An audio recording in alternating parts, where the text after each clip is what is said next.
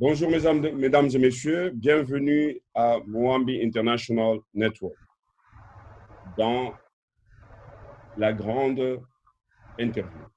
Dans cette grande interview, j'ai l'honneur de recevoir M. Michael Didama, journaliste au journal Le Temps, et il va nous dire lui-même où est-ce qu'il est, Le Temps, c'est quel journal et c'est où exactement.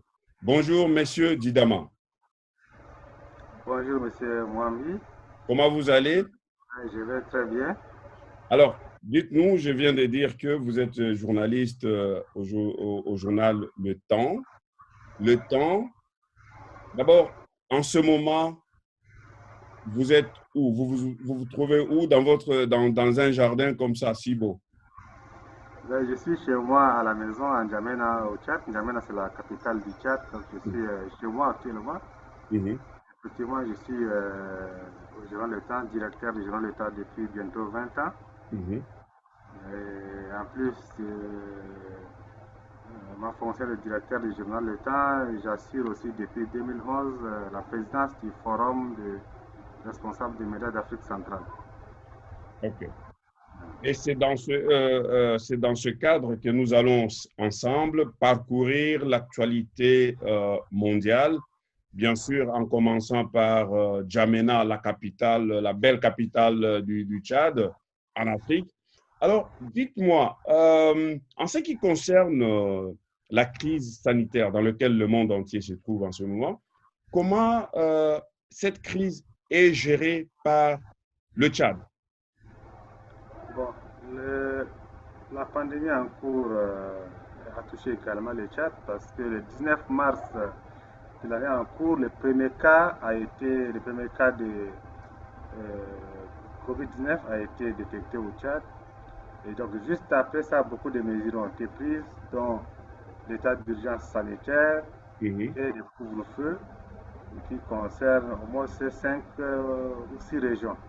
À l'heure actuelle, le Covid-19 a touché au moins une dizaine de provinces sur les 23 provinces que compte le Tchad. Et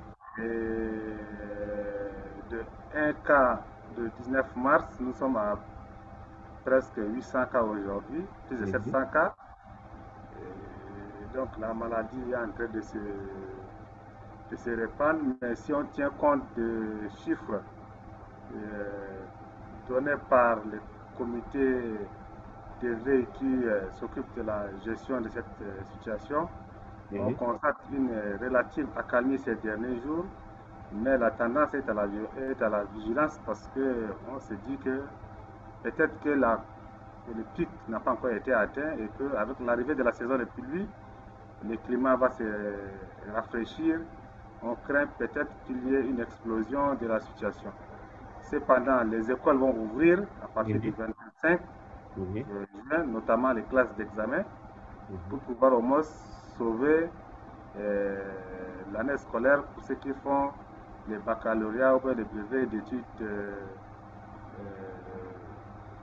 qu'on appelle les BEPC. OK. Et disons que si on parle du Tchad, pour nous et nos téléspectateurs, vous avez parlé de 800 cas. Alors, nous sommes là au Tchad avec une population de combien de personnes? La population tchadienne est estimée autour de 14 à 15 millions d'habitants. Mais sur les 800 cas, les 700 quelques cas signalés, au moins 80% sont dans la zone de N'Djamena, la capitale. Et nous sommes passés maintenant à ce qu'on appelle la contamination communautaire. Avant, c'était des cas importés. Maintenant, ce sont des cas qui sont transmis localement. Et donc, voilà un peu la situation. Et vous parlez des cas importés, c'est-à-dire des cas importés de la Chine, des cas importés de l'Europe, des cas importés. Qu'est-ce que ça dit par rapport, quel est le message par rapport aux Africains qui ont toujours envié l'Europe, qui ont toujours envié, quand il y a des choses, ils vont partir en Europe, quand ils sont malades, ils vont partir en Europe, alors que maintenant, avec le Covid-19, nous avons vu partout, en Italie, en France, aux États-Unis, en Chine même, c'est là où il y a plus de morts. Maintenant, c'est quel regard on regarde vers l'Europe? Bon, maintenant, avec le Covid-19, hein, bon, c'est vrai, les premiers cas, nous les avons eus de nos compatriotes ou bien souvent des expatriés qui sont établis au Tchad et qui étaient répartis chez eux et au retour ont amené le Covid, ou des Tchadiens qui étaient en mission à l'étranger et qui l'ont ramené, ou bien des Tchadiens vivant à l'étranger qui l'ont ramené. Mais au-delà de tout cela, la pandémie en cours nous questionne sur beaucoup de choses, sur les fondements même de notre société, parce qu'aujourd'hui, cette pandémie a mis à nu nos systèmes euh, de santé, Sanitaire? notre appareil de santé qui est totalement sinistré d'ailleurs déjà avant cette pandémie, et aussi les questions relatives à la vie en société et la vie politique. Tout cela vont être redéfinis par rapport à cette situation. Donc moi je pense que c'est des grandes réflexions qui vont se faire, des propositions qui vont se faire. Pour le moment, on est en phase d'urgence, il faut sauver des vies humaines. Je pense que les Africains dans certains pays ont un peu traîné pour fermer les frontières, ce qui a permis à la maladie de se répandre, ou bien n'ont pas du tout pris de bonnes dispositions pour limiter la maladie. Ça a pu quand même atteindre certaines populations. Même aujourd'hui, au regard des chiffres que nous avons, il faut se poser des questions parce que est-ce que nous avons vraiment les moyens de tester nos populations pour savoir l'ampleur de la maladie dans nos pays? Toutes ces sont des questions que nous nous posons. Et quand vous parlez des chiffres que nous avons, comme vous venez de dire, le 800, donc on peut aussi s'imaginer que les chiffres ne soient pas de vrais chiffres parce qu'on n'a pas de tests, on n'a pas pu tester tout le monde. Moi, je peux le dire parce que pour un pays comme le mien qui fait 1 284 000 km², qui se situe parmi les 4 ou 5 plus grands pays africains avec des frontières, très très larges frontières, je ne pense pas que nous ayons les moyens de contrôler entièrement nos frontières. C'est vrai que les aéroports sont vite contrôlables, mais est-ce que nous avons la capacité de contrôler les frontières terrestres et fluviales? Donc, c'est vrai, des efforts sont en train d'être faits pour connaître qui sont ceux qui sont malades, mais je doute fort que ces chiffres ne prennent pas en compte certaines situations que nous n'avons pas. Oui, mais on a aussi le même problème ici en Europe parce que moi, je vous parle, je suis à La Haye, la capitale politique des Pays-Bas. Donc, la technologie a fait qu'on peut déjà parler ensemble entre vous et nous ici. Mais ici aussi, il y a ce même problème parce qu'on a des chiffres qu'on donne qui viennent des hôpitaux, mais dans les hommes et vieillards, il y a aussi des gens qui meurent. Il y a aussi, avant même que le Covid-19 soit officiel, il y a eu des gens qui sont morts. On ne savait pas d'où ça venait. Mais est-ce que cette crise sanitaire de Covid-19 ne nous interpelle pas à changer tout notre système politique, social, culturel, qui n'était basé que sur les modèles occidentaux, modèles européens, au lieu simplement de la situation sanitaire? Parce que quand nous regardons le côté idéologique, quand on voit la démocratie, on a commencé avec la civilisation qu'on devrait donner aux Africains, le développement. Est-ce que ça ne nous interpelle pas pour créer nos propres façons de voir les choses? Je disais tantôt que la crise actuelle est une crise multidimensionnelle. Multidimensionnelle, et je pense que beaucoup de disciplines sont interpellées, sont questionnées en ce moment pour pouvoir trouver ou proposer des solutions qui s'y à notre situation. Là, pour la question des hôpitaux, c'est vrai, nos dirigeants, à la moindre grippe ou bien moindre coup de palu, sautaient dans les premiers avions pour aller vers l'Europe, peut-être l'Asie pour se soigner. Mais aujourd'hui, la COVID-19 nous a mis tous au même pied. Pas de pauvres, pas de riches, pas de puissants, pas de faibles. Tout à fait. Et ça nous amène à réfléchir sur nos propres, d'abord, structures de santé. Qu'est-ce qu'on en fait? Qu'est-ce qu'on en fait? Parce qu'aujourd'hui, on ne fait plus, les aéroports sont fermés, riches comme puissants comme faibles, on est tous au pays et on doit se soigner au pays. Donc la première réflexion, c'est d'abord celle concernant la, la mise sur pied ou bien la dotation de nos pays de structures sanitaires de qualité. Digne de son nom, voilà. Maintenant, voilà. Maintenant aussi, sur ce que nous faisons de nos fonds, on se retrouve aujourd'hui, même si aujourd'hui il y a de l'argent, tu ne peux pas aller te soigner ailleurs. Qu'est-ce qu'on a fait pour qu'on n'ait pas investi au pays? Et il faut aussi interroger nos cultures. Qu'est-ce que nos cultures? Qu'est-ce que dans nos cultures? Qu'est-ce qui se faisait? Qu'est-ce qui se faisait? Qu'est-ce qui se faisait pour qu'on puisse, quand on a face à une situation comme celle-là, qu'est-ce qu'il faut faire? Vous voyez, aujourd'hui, pour un simple problème de masques, les gens se sont orientés vers la Chine. Ouais. Même les plus grandes puissances ont été humiliées par cette situation. Tout Mais à nous, fait. voilà, qu'est-ce qu'on peut faire? Donc, ce sont des situations, ce sont des questions qu'il appartient aux penseurs, aux sociologues. Est-ce que ce travail-là est déjà entamé? Parce que vous touchez aussi la partie, l'après-Covid-19. Donc, est-ce que ce travail-là, les penseurs tchadiens, africains, sont en train déjà de s'y pencher? Bon, je ne sais pas ce qui est fait ailleurs, mais nous, au niveau de la société civile, nous avons commencé déjà des réflexions depuis au moins 6 semaines.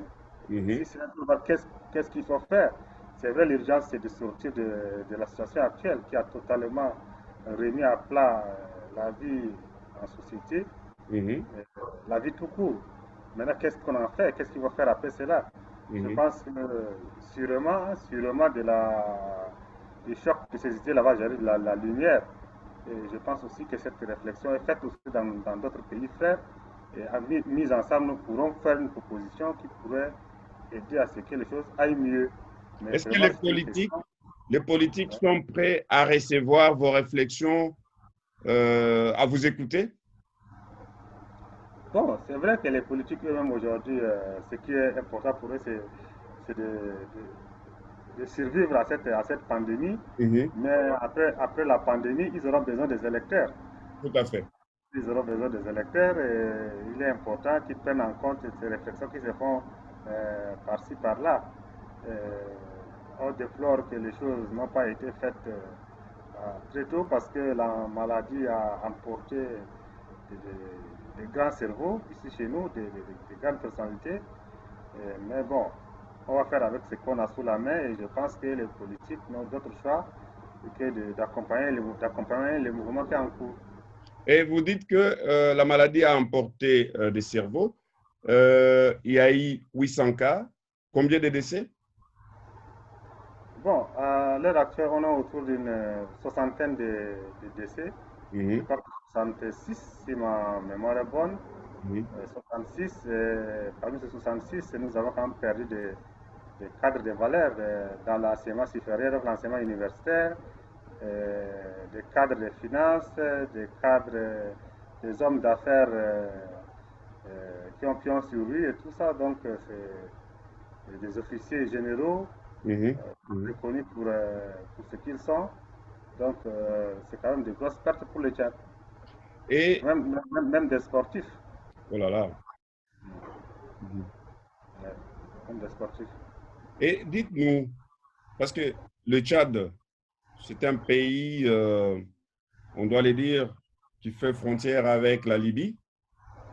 Ouais. Et nous avons aussi la présence de ce mouvement terroriste de Boko Haram.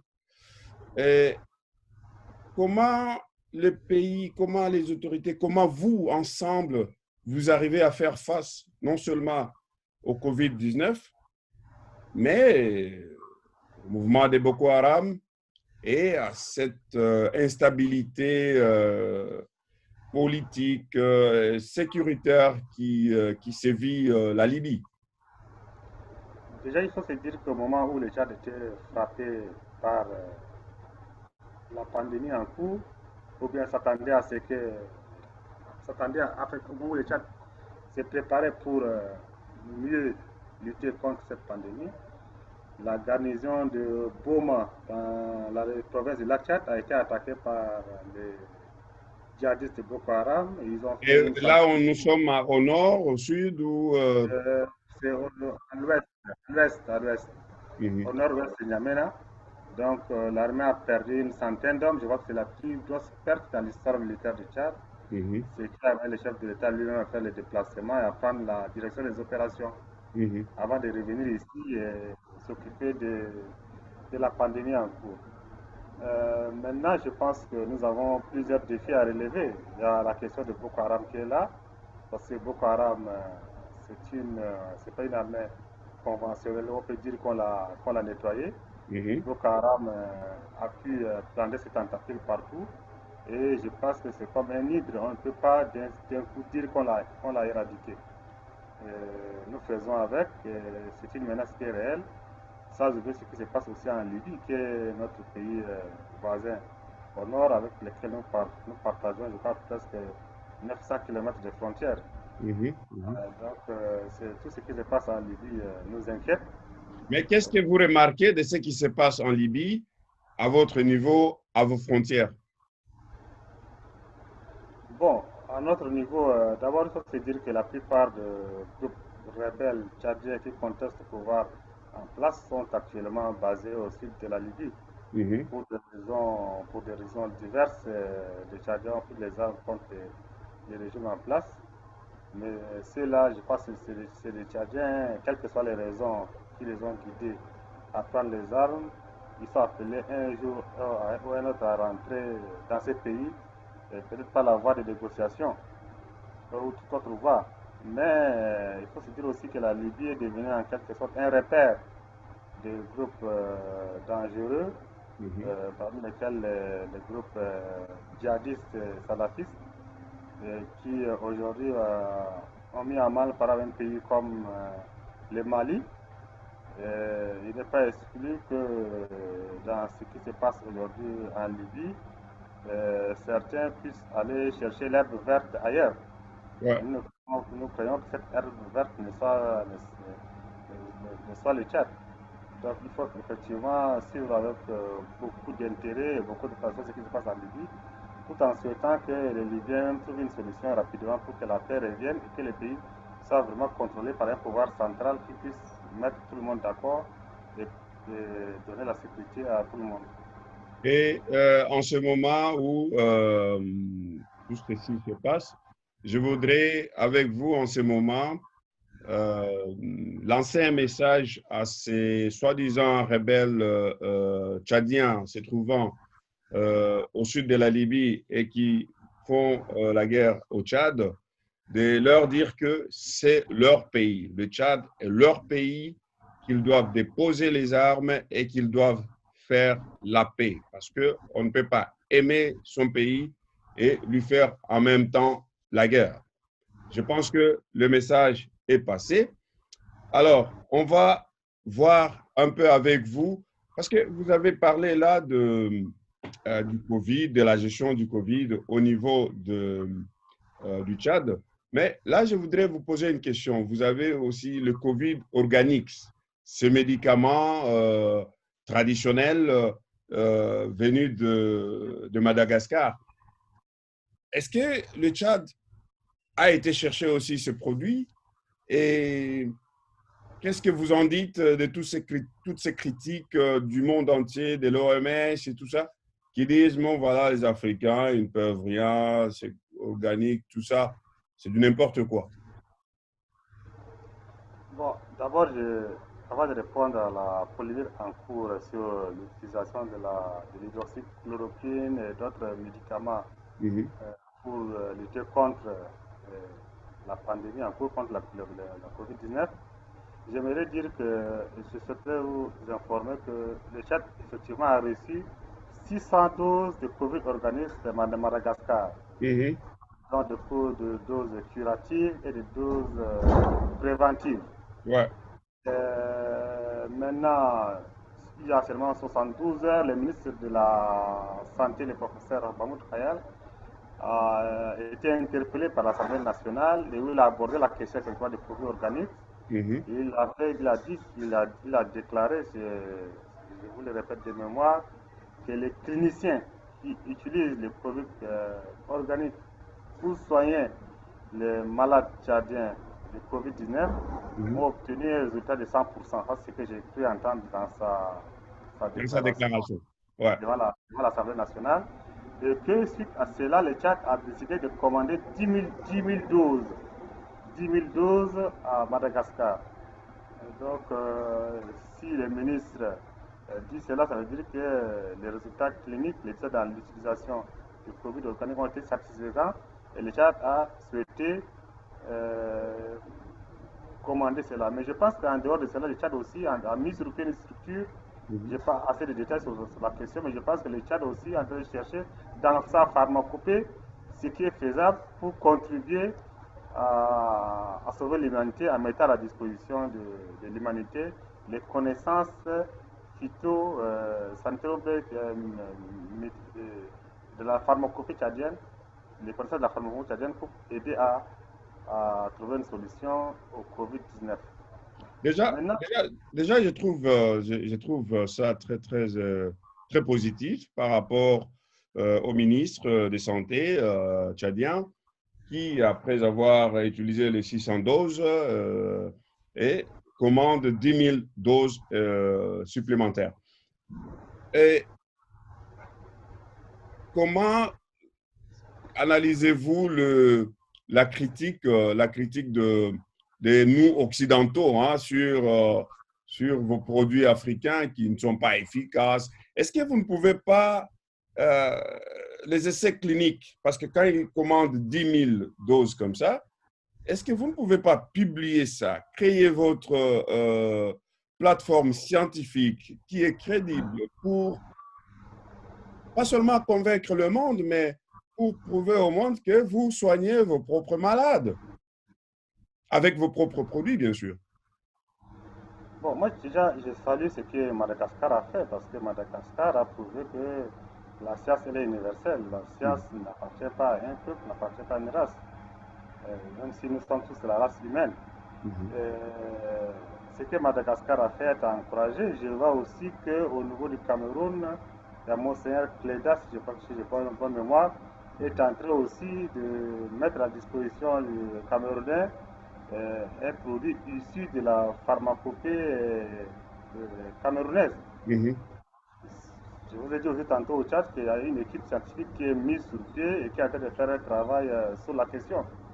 Je pense qu'avec les résultats obtenus par le Tchad, avec l'utilisation des produits organiques, on peut effectivement valablement défendre, surtout ceux qui ont la charge du dossier, défendre le dossier Covid organisme devant les institutions, peut-être qui les contestent.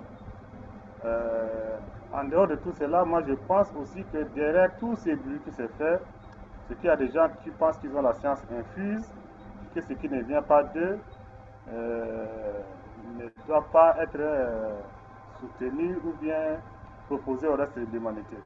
Je pense que c'est la question, c'est ce qui se passe actuellement. Oui. Aussi, il y a une question aussi de gros sous derrière. Tout à fait. Il faut voir la science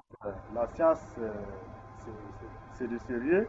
Le temps de la science n'est pas souvent par le temps de nos journaux ou bien le temps de la justice ou bien le temps du business. La science, il faut du temps, par exemple, pour chercher, vérifier et tout ça. Avec ce qui s'est passé avec l'hydroxychloroquine, même si... Oui, avec le rapport, avec la recherche soi-disant scientifique publiée dans le journal scientifique de Lancet. Si nous ne sommes pas quand même des scientifiques, Ouais. Quand on voit par exemple ce que le professeur Raoul est, ce qu'il a fait comme contribution à la médecine tropicale, à la virologie, on ne peut pas le massacrer comme ça. Je pense qu'il a quand même fait du sérieux, il a fait des propositions, mais après on a compris que l'ANCET, qui est une revue très respectée, s'était roulé dans la farine. Même les auteurs de cette étude-là se sont rétractés en demandant les retraits de l'article en question. Et quelle est la crédibilité que nous allons accorder à ces soi-disant journaux de la science et tout ça, comme de Lancet, parce qu'ils se rétractent, ils demandent pardon. Il y a des gens qui pensent qu'ils ont la science infuse. Et voilà, Lancet qui est quand même, je peux dire que le journal Lancet, c'est quand même le pape de la presse scientifique. Tout à fait. Aujourd'hui, l'ancêtre est mise à terre. Quand l'ancêtre est mise à terre, je ne sais pas, il faudra beaucoup de temps à l'ancêtre pour relever son blason. Mais Mais ils nous ont toujours du, menti dans le passé, seulement que maintenant on a découvert. voilà, du coup, ni c'était la témérité du professeur Raoul et tout ce qui se souvient. Du coup, il y a mon chien qui participe à l'interview. Mais ça fait du bien, hein. Ça fait l'ambiance. Quand on parle du professeur Raoul et de la science, de l'ancêtre, alors il y a un chien qui aboie. C'est contre eux, hein, pas contre nous. Le professeur Raoul et de tous ceux qui le soutiennent, peut-être aujourd'hui, on n'aurait pas, on n'aurait pas obtenu que l'hydroxychloroquine soit encore à l'heure du jour dans certains pays. Ouais. Je crois que le Sénégal, hier et aujourd'hui, je crois hier, le professeur Seydi, qui dirige la riposte contre le coronavirus, le nouveau coronavirus à Dakar, a estimé que avec l'utilisation de l'hydroxychloroquine, il n'avait qu'une semaine à garder les malades à l'hôpital. Donc, c'est vrai, il y a des questions de gros sous là, c'est une pandémie, comme elle a touché tout le monde. Il y a sûrement des firmes pharmaceutiques et des puissances d'argent qui ont trouvé que c'est l'occasion de se faire remplir les couches. Ouais. Donc, le professeur Raoult les a merdés, quoi. Maintenant, ils ont échoué, donc ça veut dire qu'il faut être vigilant, mais il faut se dire aussi combien de saletés l'ancêtre et tous ces charlatans nous ont fait avaler. Voilà. Heureusement que vous les appelez des charlatans. On va partir de ces charlatans-là vers d'autres charlatans qui sont quand même des policiers américains.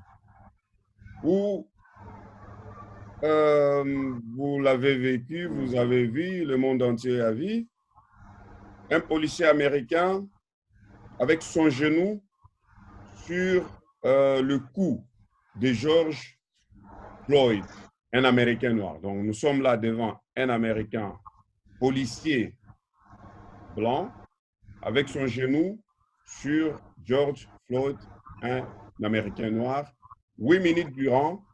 Et l'Américain va dire, voilà, en fait, George va dire, je ne peux plus respirer. Mais pendant 8 minutes, on l'a achevé de cette façon. Et vous avez vu, il y a des manifestations partout au monde, tout, ici à Amsterdam, à La Haye, partout à Paris. J'ai été ici.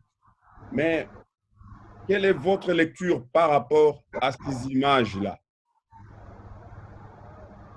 Ce qui s'est passé avec George Floyd est extrêmement dramatique, c'est déchirant, parce qu'on ne peut même pas supporter de revoir cette télévision qui a duré, je crois, presque 8 minutes 43. Je pense que c'est quand même le summum de la sauvagerie, de la barbarie humaine, du racisme. Plus de 400 ans après, on se rend compte que la vie des Noirs ne compte pas, notamment aux États-Unis. Et pourtant, les Noirs ont contribué énormément à ce que sont les États-Unis aujourd'hui. N'eût été les sacrifices de ces esclaves, les États-Unis ne seraient pas une puissance aujourd'hui. C'est parce que ces ancêtres-là ont pris de leur sang, fait tourner l'économie américaine.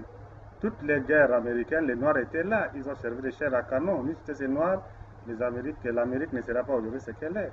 Il faut voir la Deuxième Guerre mondiale, ce sont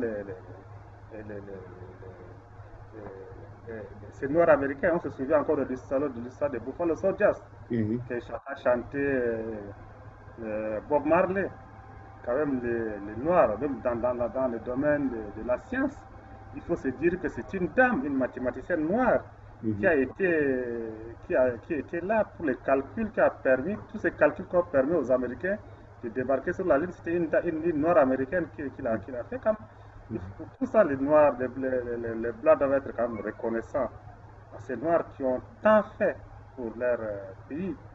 Malheureusement, il y a des gens qui sont des véritables cochons et qui n'ont pas de respect pour les Noirs. Et ça a amené encore ce qui a amené à mettre fin à la vie de George Floyd, qui laisse derrière lui une fille de 6 ans.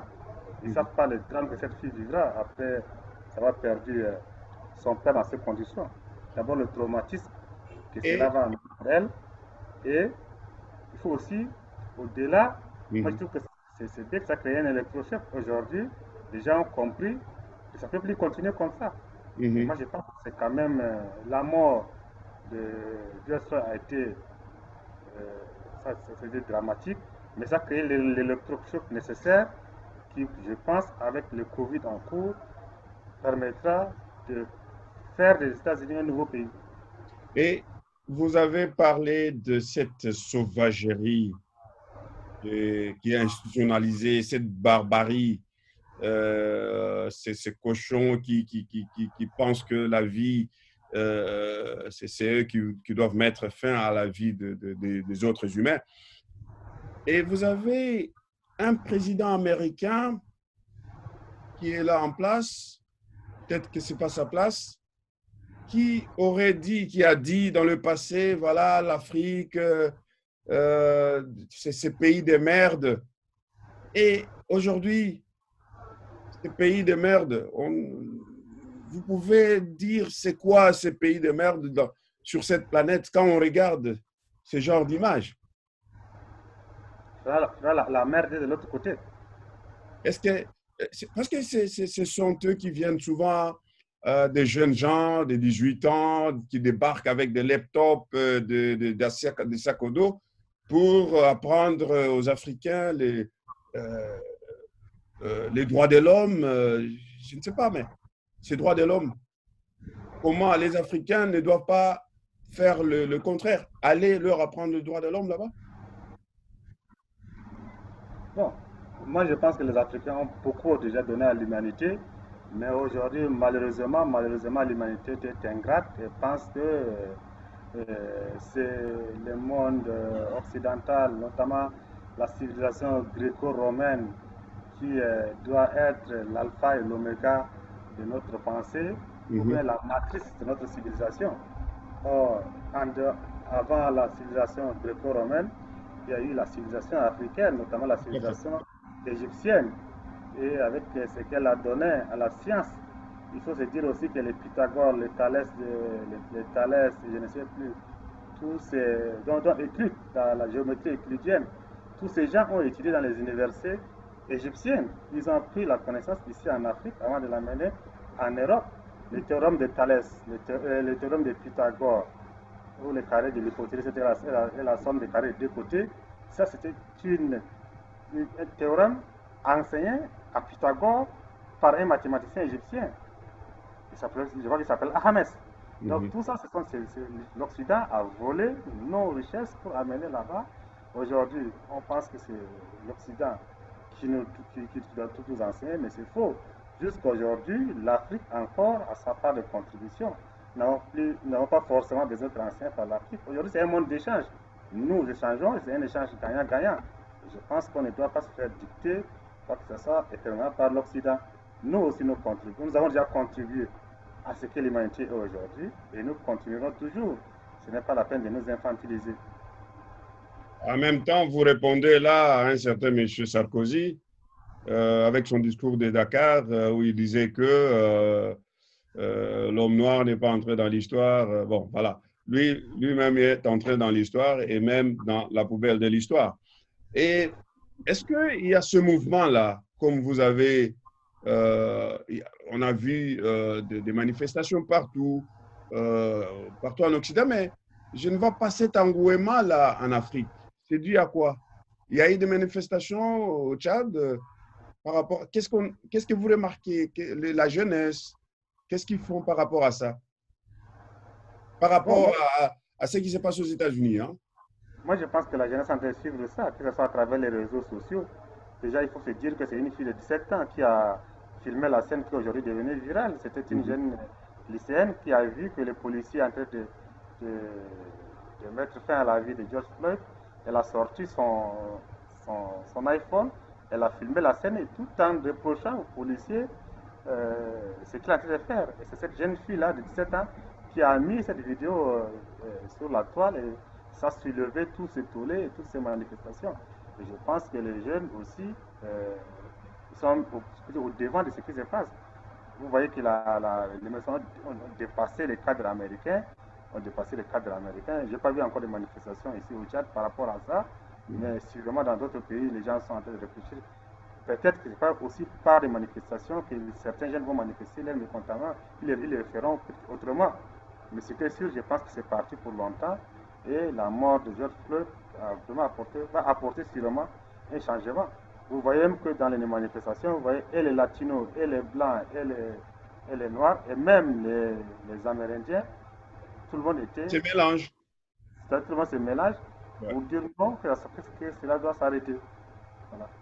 Et même ici en Europe, on voit que les manifestants, la majorité, ce sont les Blancs qui en ont marre, hein, qui en ont marre de voir cette barbarie se perpétrer, parce que c'est de l'apartheid. On ne peut pas accepter que ça puisse continuer comme ça. Mais le changement, qu'est-ce qui doit changer pour que nous puissions accéder à un monde meilleur, un monde où il n'y a pas de racisme du tout?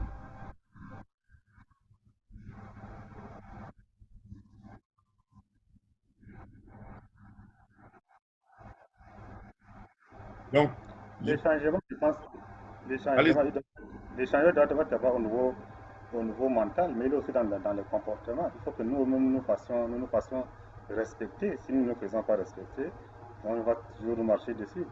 Donc, les changements, il est comportemental. Et ce qui est sûr, les gens qui ont été des esclavagistes, après ils ont été des colonisateurs, après ils ont été des impérialistes, ne changeront pas de l'esclavagisme à l'impérialisme ou au capitalisme, ce sont seulement les mots qui ont changé. Mais les faits restent les mêmes, c'est l'exploitation de l'homme par l'homme. ouais. Alors, si nous plaisons de se faire exploiter, si nous plaisons à accepter toutes les cultures qui nous viennent d'ailleurs, si nous plaisons à tout avaler les saletés qui viennent d'ailleurs, ne serez pas surpris qu'on nous tue comme des mouches ou qu'on nous écrase comme une mouche parce que nous sommes noirs. Et il faut répondre à cela, pas absolument par la violence, mais il faut répondre par des actes forts qui montrent que nous aussi nous sommes des humains. Et je pense que c'est un changement de mentalité. Nous ne devons plus penser que le centre du monde c'est là-bas. Nous aussi nous sommes le centre du monde parce que nous sommes aussi des humains. Merci, merci, Monsieur Michael Didama. Ça sera là le mot de la fin, la conclusion. Elle est très belle. Je l'adore. Et c'était la grande interview chez Mwambi International Network. Merci pour avoir suivi ça. Partagez, aimez notre canal YouTube, aimez la page Facebook et essayons de mobiliser toute l'humanité avec ce genre de réflexions. Merci, Monsieur Didama. Merci à tous les Tchadiens de pouvoir nous suivre. Merci et à très bientôt. Merci beaucoup. Merci à la prochaine. Merci beaucoup. OK, merci. Ciao, ciao. Ciao.